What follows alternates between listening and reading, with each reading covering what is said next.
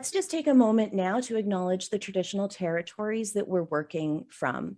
I'm coming to you today from Hamilton, Ontario, the traditional territory of the Mississauga and Haudenosaunee Nations, and within the lands protected by the Dish with One Spoon Wampum Agreement. If you'd like to put into the chat the territory that you are on, please do so now. If you aren't sure and you'd like to look it up, I've just placed a link to nativeland.ca that takes you to a great map, and you can find out which territories you are on. As you're doing that, I have a little reflection that I start a lot of our sessions with, so I'm going to do that now. Everyone deserves a safe and affordable home. This is the driving tenet of the work of everyone at the Canadian Housing Evidence Collaborative, and very likely many of you here today. Just keep that in mind as we acknowledge the lines that we're on today and the roles that homes or the displacement of people from their homes plays in colonization, and also conversely in decolonization. As researchers, scholars, and writers, I'd like to invite you to reflect on the important role that you play in reconciliation and decolonization. The historical and often ongoing relationships between researchers and Indigenous people is a shameful one. But I consider the work that we're doing here today in deepening our understanding of how to translate academic knowledge to wider audiences and to amplify research findings to inspire meaningful societal change as a small but important, and I even would say necessary step towards building more trusting and mutually beneficial relationships with people in Indigenous communities, but also beyond. So I now have the great pleasure of introducing you all to Brad Honywill, our resident media specialist here at CHEC. He is also our Twitter master, and he's going to lead us through today's presentation. I'll turn it over to you, Brad. Thank you, Cynthia. And a warm welcome to everybody. I got a chance to talk to some of you before we started, and it was great to hear a little bit about what people are working on and where you're coming from. So a little bit about me. I was a reporter, then an assignment editor, copy editor for about 25 years. And then during that time, I also was a communications director for a couple of major political campaigns. And I worked part-time as a journalism instructor, so busy years. And then I went on to negotiate contracts for people that worked in media and served on a federal panel defining the terms of a rescue package for written media. So I've seen media from many different angles, and I hope that will be of some value today. So we're, can everybody see this, or do I have the screen stuck in front of this? Okay, good. So our agenda today, we've already got through the introduction. The slide presentation will take about 20 minutes. We'll have a Q&A, and then I'm going to assign something for you all to do. And don't be intimidated by this. This is just to make sure people have got the themes of what we're talking about. I often find that if people don't do something right away, then it's more difficult to both learn and retain what they've learned. So then we'll talk about some of those submissions for about 15 minutes. I'm going to try to make today as interactive as possible. Just keep people engaged. So let me ask the first question. Why should you publicize research in the mass media? Any thoughts on that? Just type it into the chat. We'll be doing this fairly quickly. There's Christine, it's very good, because public money funds research, and if you convince the public, then they convince the people that grant the money. Right? Public opinion is key to change. Make it accessible, right? I mean, you care about the subject that you're researching, so you want the public to grasp the importance of it as well. Okay, that's great. Thank you, everybody.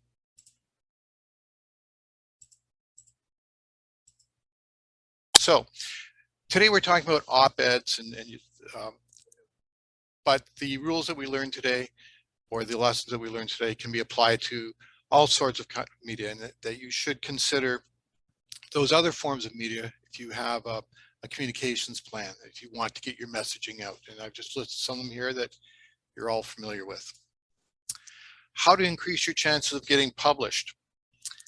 So I spoke, as I mentioned, to quite a few opinion editors when preparing for this, and one editor had this particular advice, and I think it's consistent with everyone I spoke to.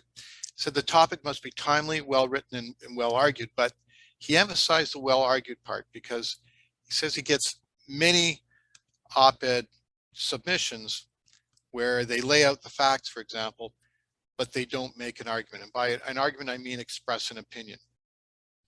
We'll be interchanging to a certain extent that those words of argument and opinion, but I want to make it clear that when we're talking about argument, we're talking about opinion, because there'll be a quote coming up shortly where that might be confusing.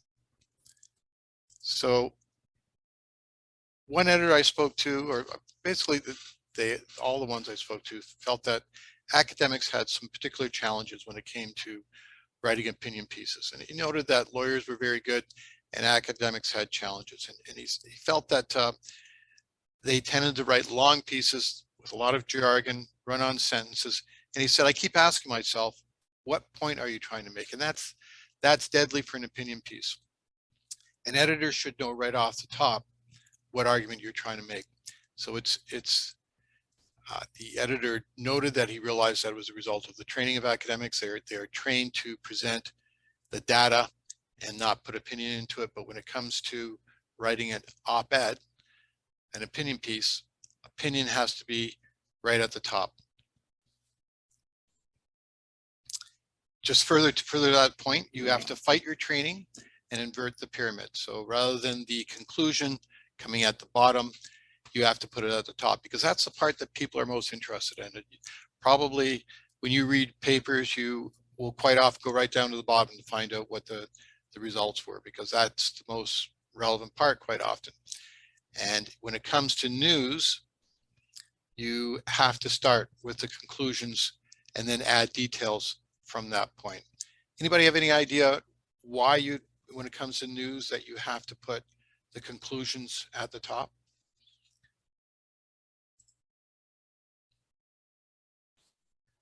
Yep. People may not be interested in what was the method and how meticulously you did it, but they want to know the conclusion, how it could benefit them. That's right. That's right. And I mean, you may, obviously the data has to be mentioned in the story, but you want to keep people reading. If they don't know at the top why they're reading this, how important it is, then they aren't going to keep reading. I learned early in my career, and I don't know how accurate this was, but I was told that you lose 75% of the readers after the second paragraph. If you don't catch them then, most of them are gone.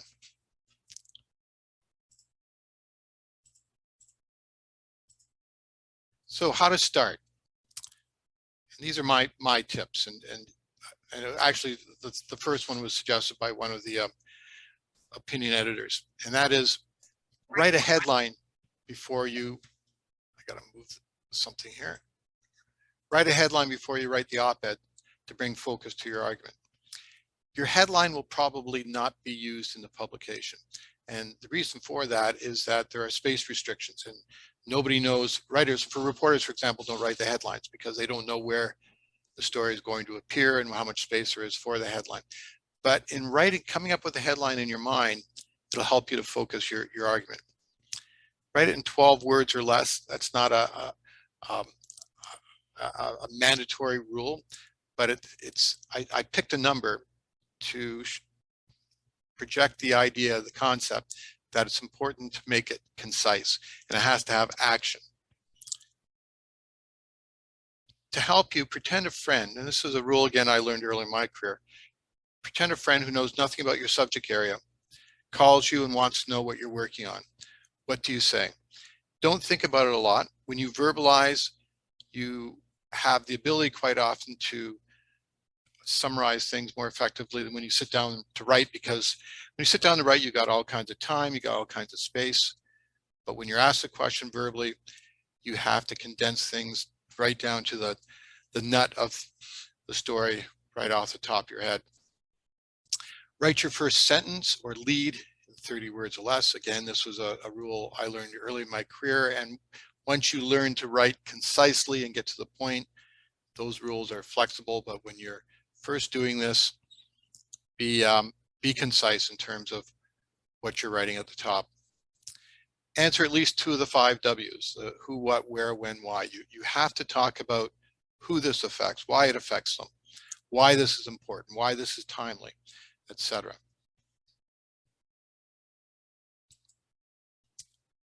Here are a couple of examples for you about headlines and leads. So this is out of a online magazine called Policy Options. It's written by Martine August, who is a planning professor at the University of Waterloo. We've up here, we've got, whoops, we've got the rise of financial landlords has turned rental apartments into a vehicle for profit. You know by that headline exactly what the story is about.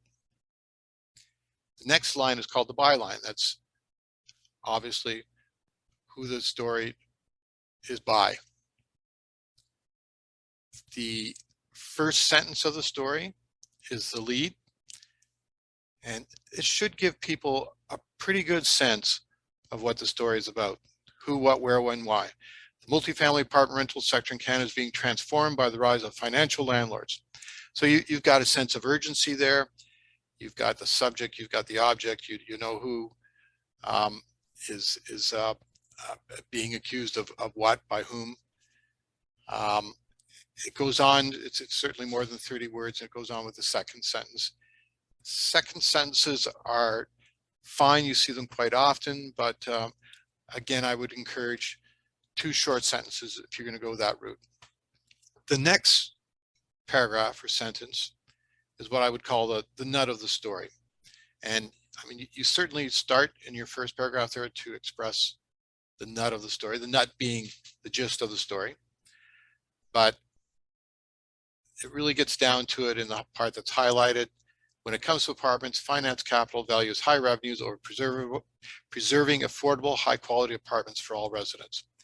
So again, this illustrates the point that you got to get to it right at the top and then explain it as you go along. You have to invert the pyramid from what you're used to. Here's another example. This was written by Paul Kershaw, who's a part of CHEC. He wouldn't have put the headline on. Again, that would have been done by Globe Mail staff. Somehow I've ended up with a yellow streak down my screen.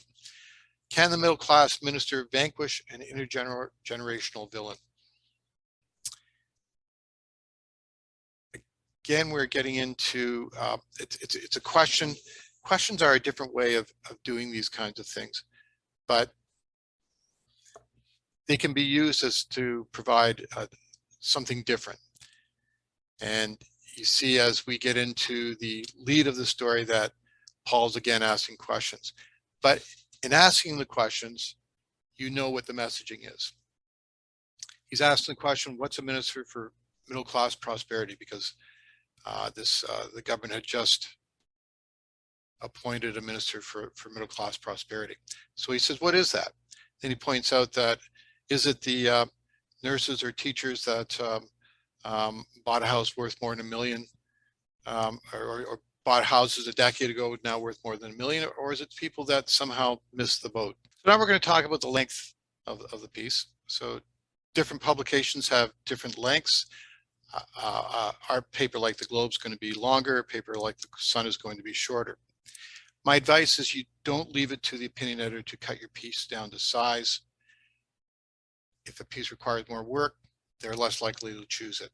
And there's some good reasons for that. Can anybody think about what the implications are of writing a piece longer than the limit that's been established? Hussein has, I think, has pointed out something here. The host can clear the annotations.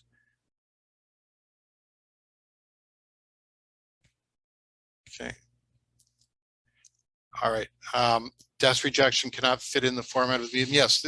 So the answer is really it cannot fit in the format of the medium. So print publications, and to a certain extent, digital publications are laid out so there's lots of nice straight lines. And if you're writing a piece that goes over length, the editor has to cut into the piece below it and potentially the piece below that, depending on where they're all stationed. and they can't just simply cut from the bottom. They have to go through both pieces and cut the least relevant information from both pieces. So it takes a lot of work. You may have to redesign the page. Okay, timelines. Really important that you make clear near the top of your article why you're writing about it now. If you want to have success in terms of getting your op-ed piece or opinion piece accepted, you have to say why it's relevant right now. Does it relate to something in the news? Does it expose a trend? The answer to the question why now should be obvious. It should also address the opposing arguments and be fair, and don't demonize those who you're criticizing or critiquing. Write for your audience, but you might want to take a guess who the audience is.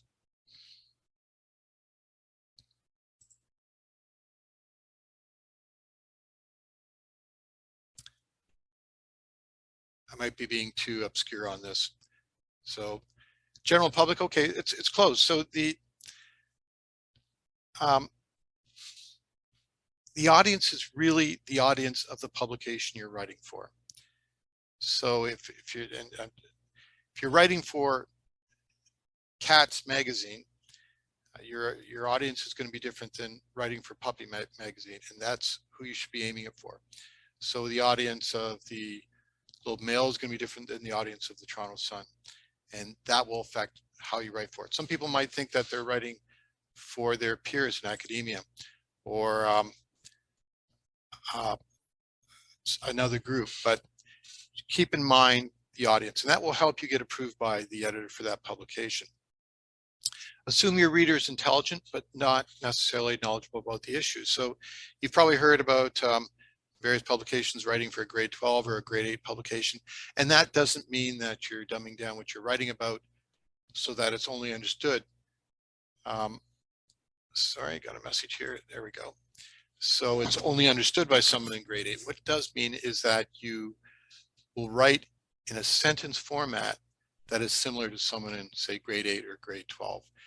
So short, concise sentences, because short, concise sentences provide the greater clarity. And if you get into run-on sentences, there's more chance of misinterpretation and losing your audience.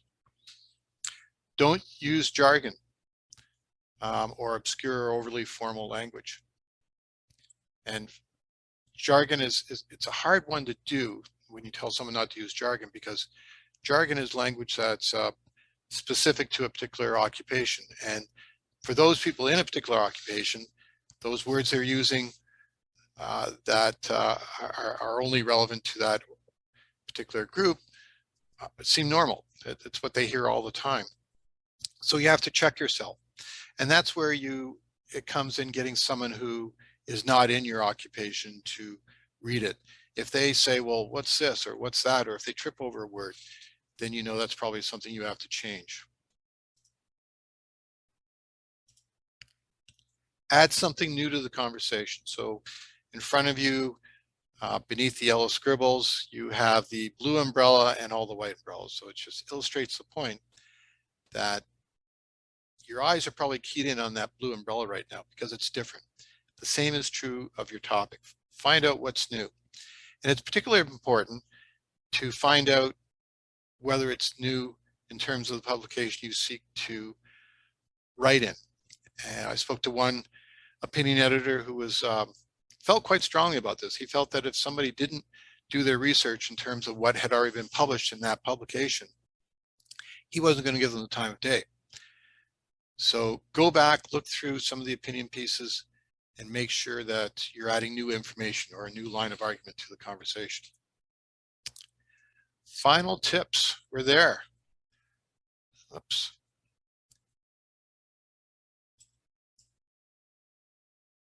So I got something blocking my view here. Okay, be prepared to answer the question, why is this important and why now? Call the opinion editor before sitting down to write your opinion piece, but have a clear idea of the opinion you want to express. Establish your credentials to speak on the subject. Respect word limits, and most importantly, get to the point at the top of your piece. So I now have some slides on various contexts for you, and I have a top 10 op-ed writing piece for academics. But before we get to that, I'm going to leave this up just to help you in the next part of what we're about to do. I'd like you to write a headline and one sentence describing what you're working on and why it's important. And I'm going to give you a few minutes to do that. But this is where we really find out whether or not you've grasped what we're speaking about here today. So think about, answer the question, why should anybody give a damn about this? What would interest the public, or why is this important? Anybody have any questions about this? And just share your thoughts or what you come up with on chat.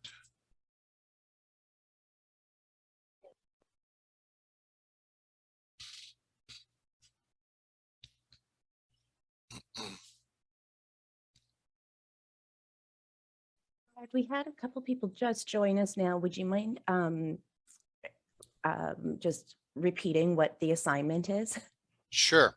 Thanks. So if they just join us, I'm gonna quickly recap things. So in terms of op-ed writing,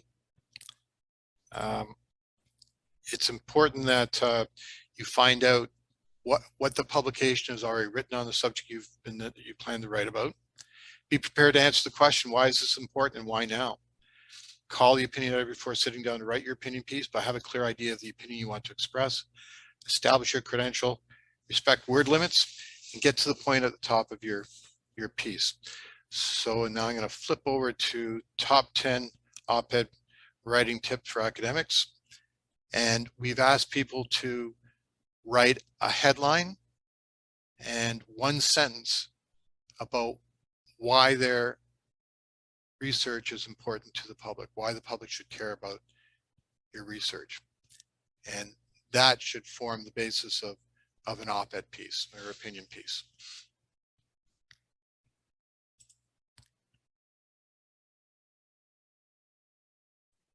How long do we give people to do this? I think we've got about, let's say 7 minutes more. 7 minutes? Okay. And I see Carolyn is an overachiever. She's already got one in there. She's done this before. She's done this before, maybe once or twice or 25,000 times. Okay.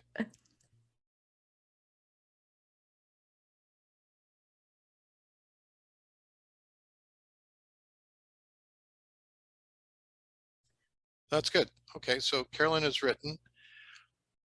So Brad, there was a question that came up earlier, maybe while people are writing up, you could answer. Hussein had asked how long it takes from the time that you pitch or you make your submission of an op-ed. Does it usually take for a piece to make it into the paper? It depends on other factors. So you might write a piece about housing, but then Russia invades Ukraine the day that it's planned to run. And all the pieces about housing or any other subject gets postponed. And there might be a run of editorials or opinion pieces on the war in Ukraine. And then sometimes you might be waiting for an announcement about housing and boom, your piece gets put in without actually any kind of warning. It just has to go in because it becomes relevant at that point. But I would say generally it's going to appear about a week later.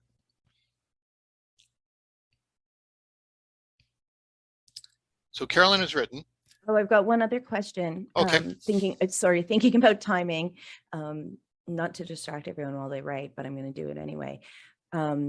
Is there a good day of the week to submit? Not that I'm aware of. Okay. I wasn't sure if there was like a slow news day. Well, to get this sort of thing out there. I mean, Monday is the slowest news day because not much happens on a Sunday. But the op-ed for the Monday was probably submitted a week earlier, so it's yeah, hard to time that.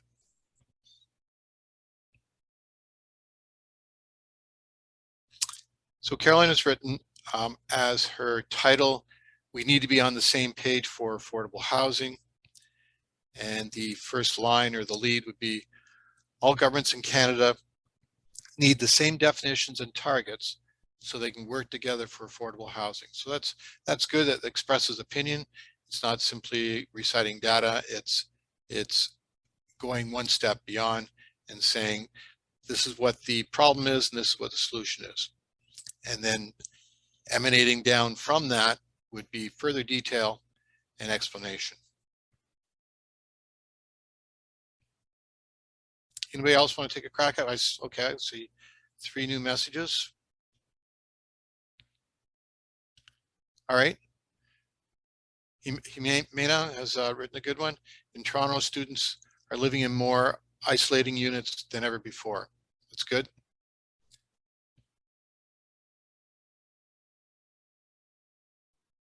I like the one that Suzanne did as well, the log cabin story, an old technology and a dwelling's capacity to sequester carbon and foster pride through a rooted element.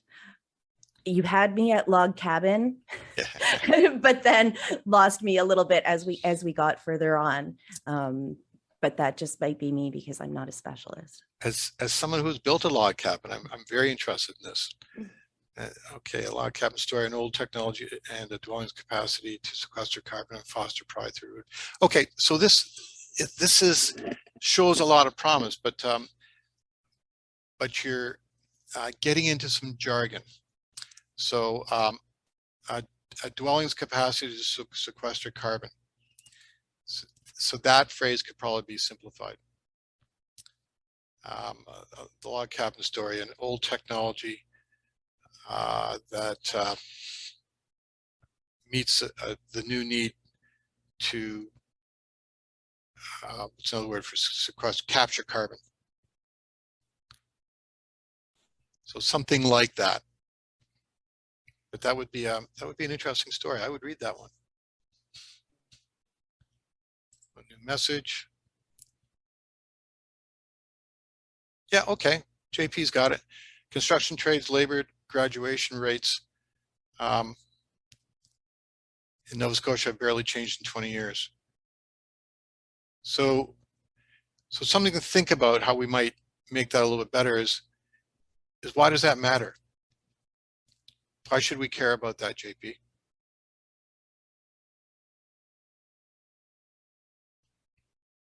And again, in terms of Chloe's piece, well written, but take it one step further.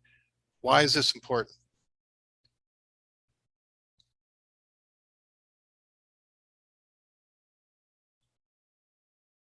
What about a little further up, we have Shauna wrote mental health equity in Canada, in Canadian post-secondary strategies for sparking systemic change. So that sounds more like an academic headline to me.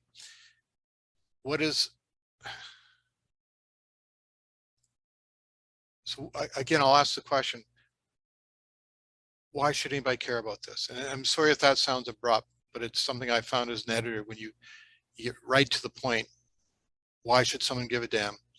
Then you often people will respond and get right to the point of why this matters.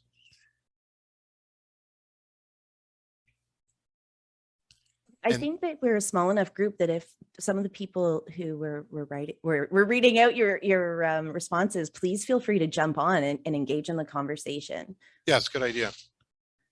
Might be faster than typing.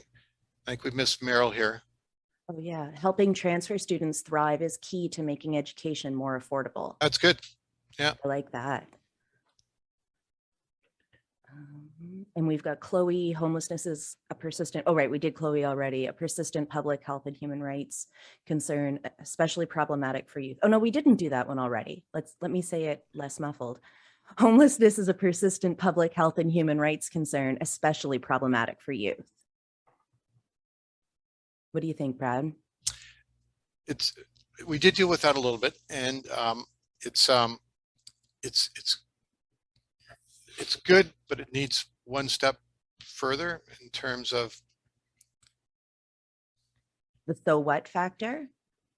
So what factors is certainly part of it, yeah. So we say it's persistent. It's important in terms, especially in the lead and the headline, that we have good action words. So when we say it's persistent, so that means it hasn't changed, right? It's still here.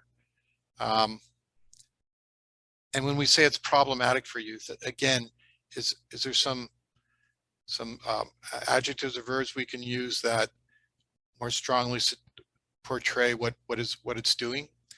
It's problematic for youth. So problematic is a word that doesn't provide, or it doesn't evoke a lot of emotion. It doesn't describe what these people are going through.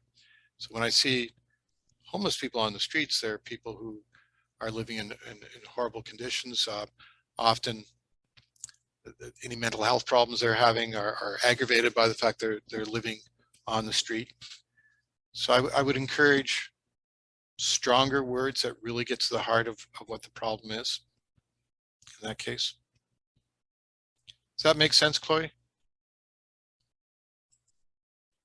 So would you change it to something like Canada's youth kept down by homelessness, public health, and human rights? Like, I don't know, that maybe that's not a complete thought either.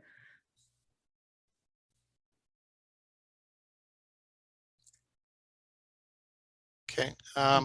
Oh, Bonds got one here. Community housing starts delayed by lack of capacity support networks. Yep, that's good.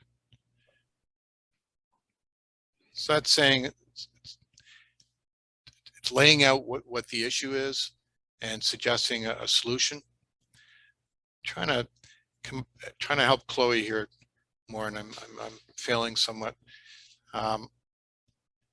Continued homelessness or rising homelessness is hurting our youth. Mm-hmm. Something like that.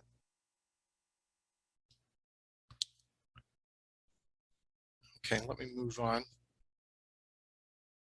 We've got, I like this one here. Is your student living in a residence that will help them do better in university or worse? Yep, that's interesting.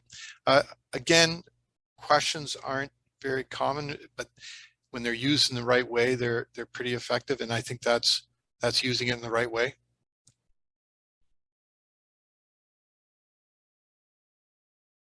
Okay, good. Rebecca's got a good one.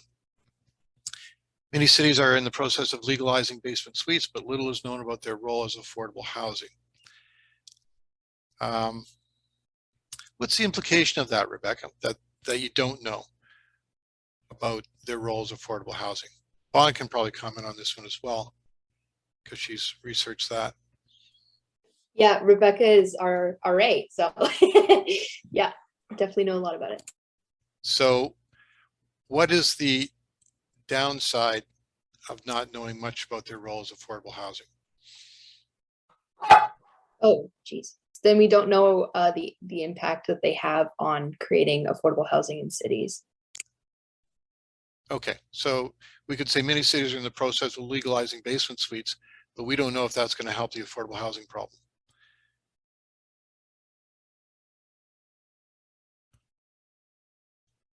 Okay. Well, Laura has a question here. Is it best to ask the question from a negative place or positive, i.e. opportunity versus challenge? That's assuming we're starting as a question, but I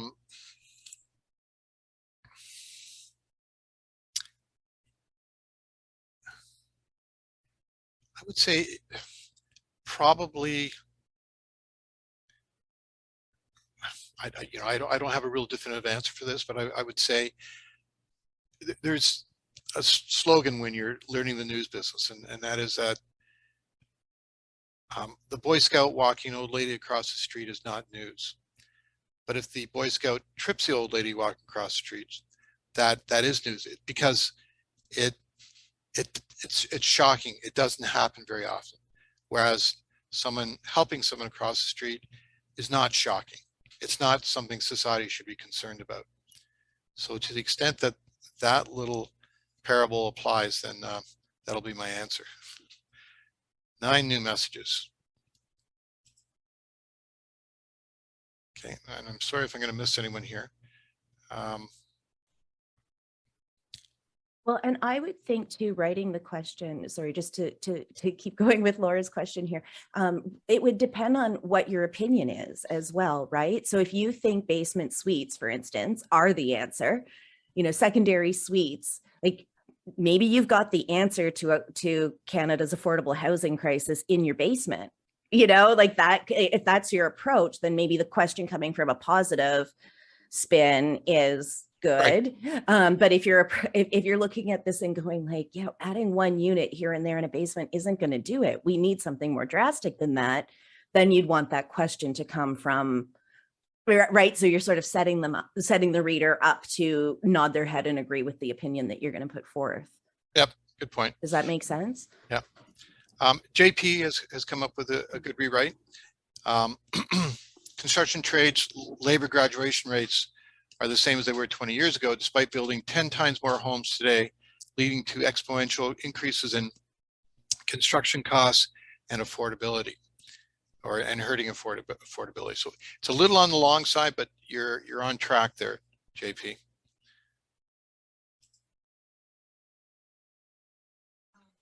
Sorry, Brad, can I ask you something? Sure. Before you were mentioning that we shouldn't be too rough on, like, if we are against something or like against someone or some entity. But at the same time, if we find that there's some policy or some, how do you say, well, like we are working with units, right? Like if we're saying, well, this type of unit or this type of enterprise is really hurting students, for instance. Can we address that like right on, or would that be like yes. for manners? No, absolutely. You can tackle a subject head on. What that slide was referring to was taking personal attacks, for example, or not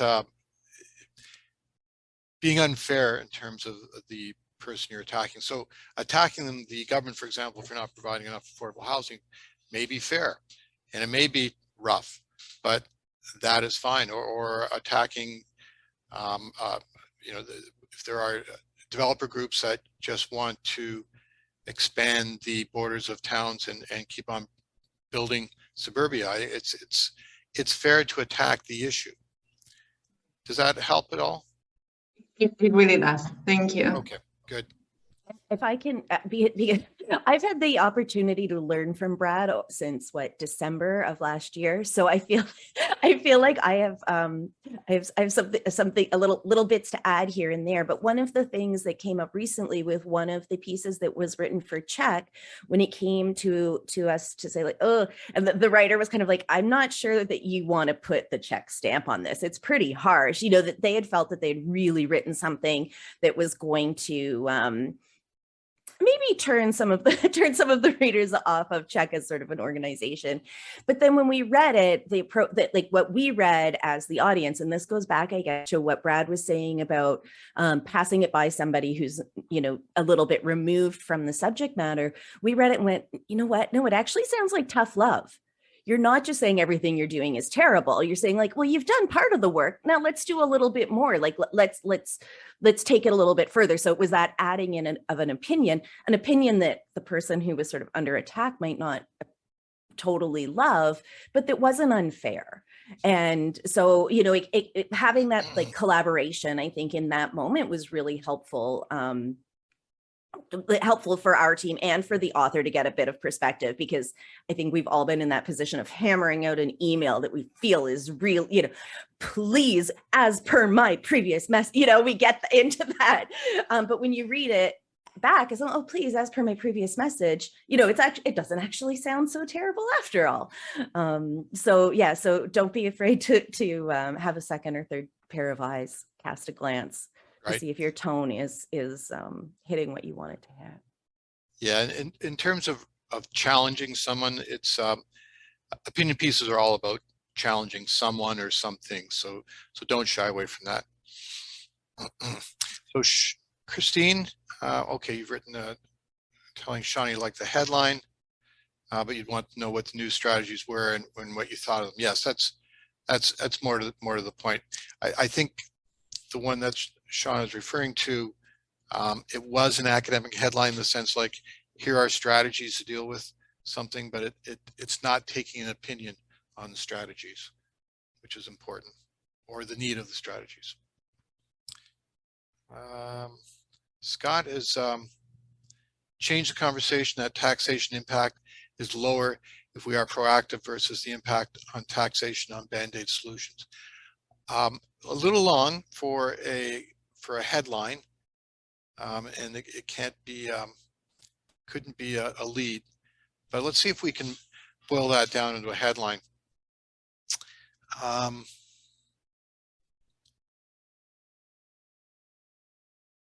The conversation surrounding taxation on housing. Help me here, Cynthia. What about Band-Aids are expensive?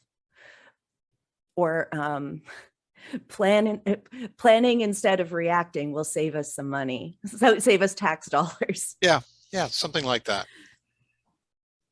You know, the headlines can be as short as one word, but in general, you want them to be emotive and concise and punchy. Oh, and Bon has a question here about passive, and I think this comes passive versus active voice for a headline. Right. And I think you lean heavily on the active, right? Absolutely. Yeah. You have to have some good action words in there. It's really a specialized job at newspapers in the sense that you have to have someone who's fairly literary, they a good vocabulary, they have to be able to get action words in there, but it has to also, and they have to capture the essence of the story, but also has to fit into a defined space. So it's a juggling act. So it's a role in and of itself, right? Like someone Right. can be hired to be the headline writer. That's right. In larger Okay. publications, yeah. And so Bon had rewritten the basement suite headline to Canadian cities legalizing basement suites, but their role as affordable housing is questioned. Right. But are they really good affordable housing units?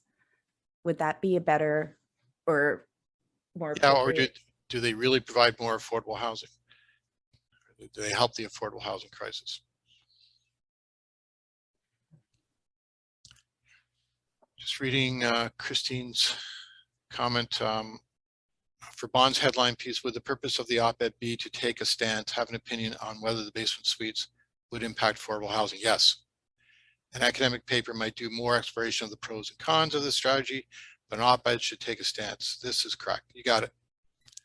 Oh, and I think Carolyn's point when we're talking about homes and yes, instead of units, which is like one of those jargon things, right? Like that we get into these like multi-family units or versus apartments. That's right. Everyone knows what apartments are. Right.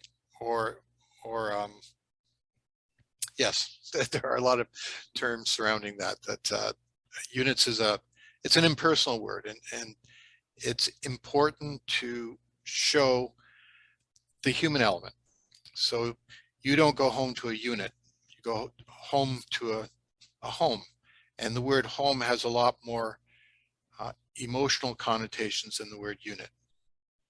A unit could be a generator. It could be like an air conditioning unit. Yeah, that's right. It could be an air conditioning unit. It doesn't illustrate what a home is. What do you feel, Brad, about cliches? Cliches generally have to be avoided. Yeah, I would say avoid cliches. It's really easy, especially when you're just starting out in journalism, to throw them in there.